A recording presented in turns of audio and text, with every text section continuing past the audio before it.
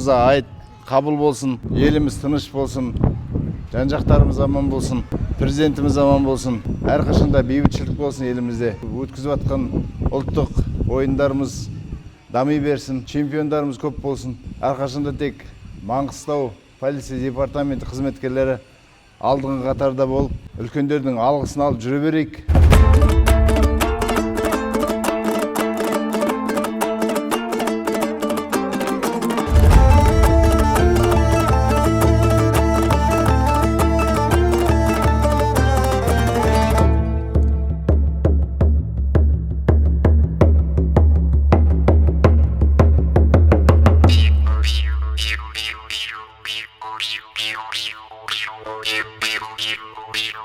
You